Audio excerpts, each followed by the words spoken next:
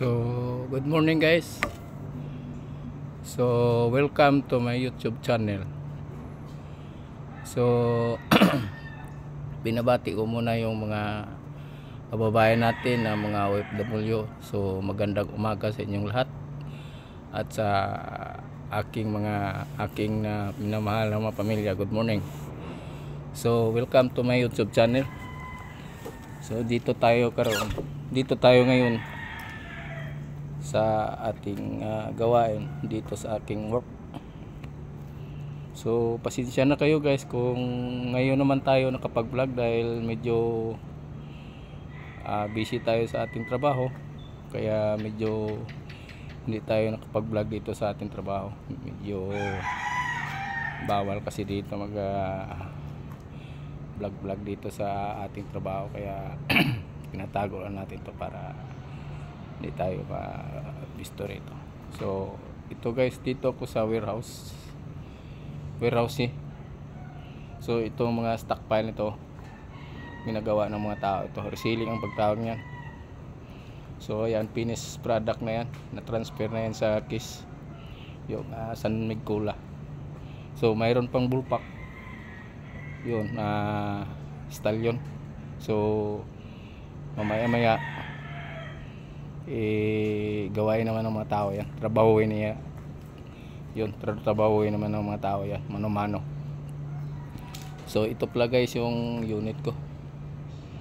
So yun, so ang naka-assign rito nga forklift operator dito sa warehouse to, dalawa kami. So ako at saka yung isa nandun sa shop, nagpa-check up sa unit niya. So dito guys, ang gagandang mga pine tree dito. Yun. Yan, ang gandang mga pine tree. Yan. Dito sa kabila sa rin. So yun guys, makikita mo yung punong-puno ng stock dito sa loob. So ito 500. So gagawin pa ito ng mga tao. So i-reselling ang tawag nyon, i-transfer to sa bagong case paglalagyan ito. So kakarating na to kahapon. So yun ang ginagawa namin dito. So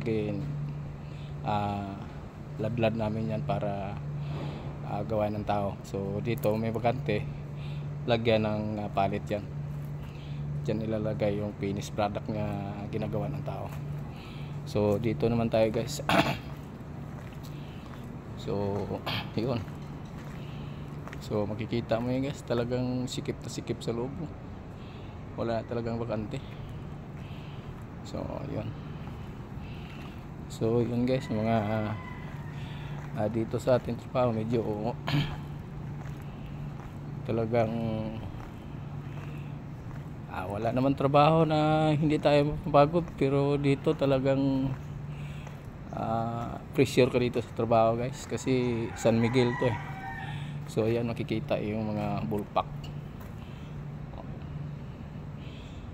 talagang marami. So yun. So ayan guys, makikita mo talagang 500 na bote, mga bagong bote yan, galing sa glass plant. So ang factory niyan doon sa Manila galing yung mga bote na yan. So dito tayo, ayan, maganda yung mga pine tree dito guys. Alagang-alaga kasi dito eh. So ayan, so papasok tayo dito guys sa loob. Tago tayo kasi medyo marami ritong kamera sa loob. Pasok tayo. So ayan guys, grabing sikip dito guys. Ayan. Ayan. Walang bakante talagang pag-resell ng tao, kasi maya dito guys, marami kasi sila dito na nag-work dito, trabaho nito. Mahigit sa 50 sila katao. So ayun, ito guys, itong case ito nga yung kuan, yung bullpack na to na grande. So ito ang i-transfer dito sa case. So ayan, walang laman to lahat eh. Lalagyan to ng mga brand new na bote. So ang isang linya nito nasa 40 ka palit o tarima. So ito 20.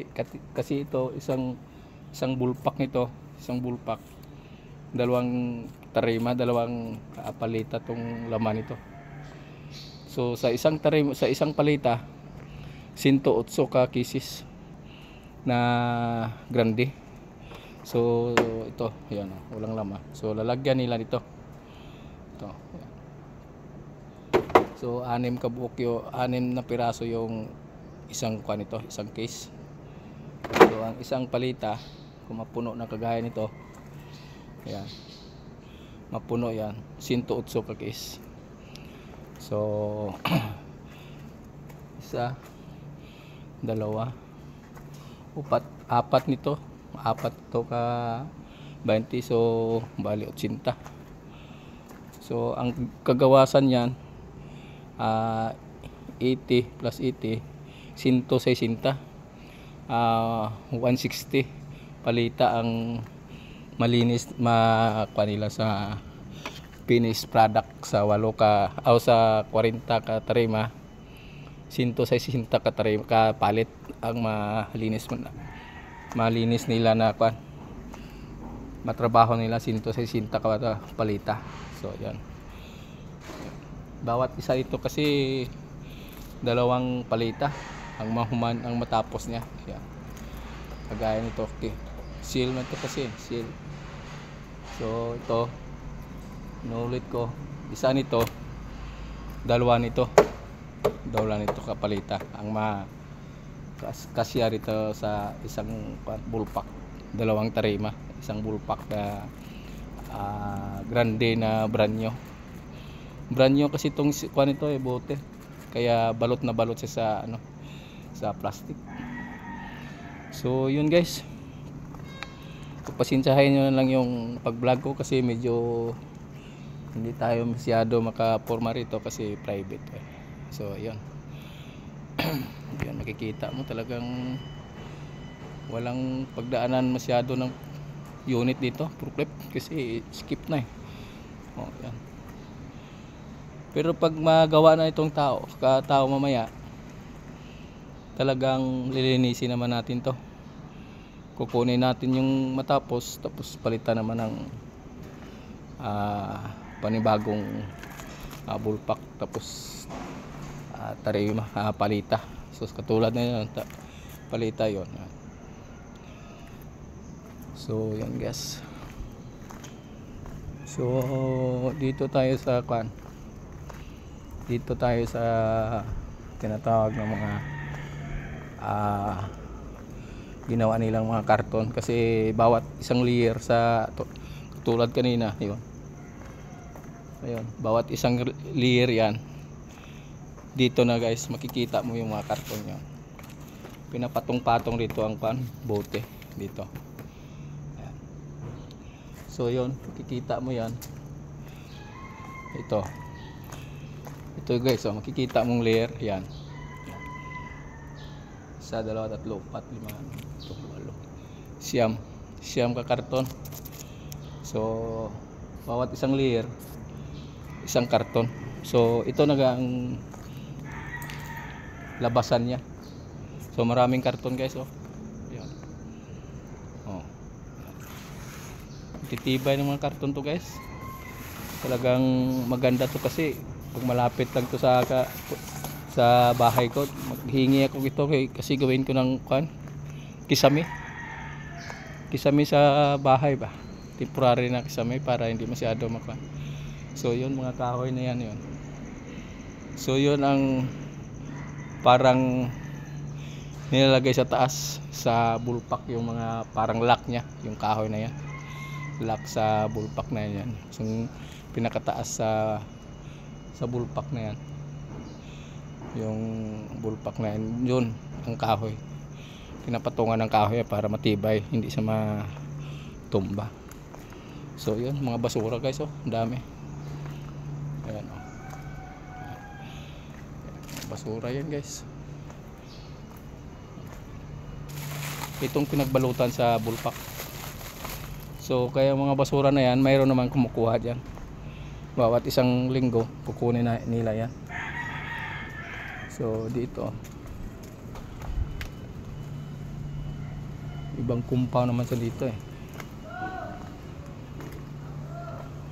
So yun na lang guys, mag-iingat lang tayo lagi sa lalong lalo na sa ating mahal na Panginoon. So thank you guys and good morning sa inyong tanan dyan. Sa mga OFW ay mag-iingat tayo lagi sa ating gawain. So thank you, paki-support na lang, paki-like, paki-share, paki-subscribe na lang yung maliit kong YouTube channel. So doon sa Facebook page, i-search nyo lang Roger Dimandar, makikita yung mga reels ko doon. So paki-support na lang guys, bye bye. Peace.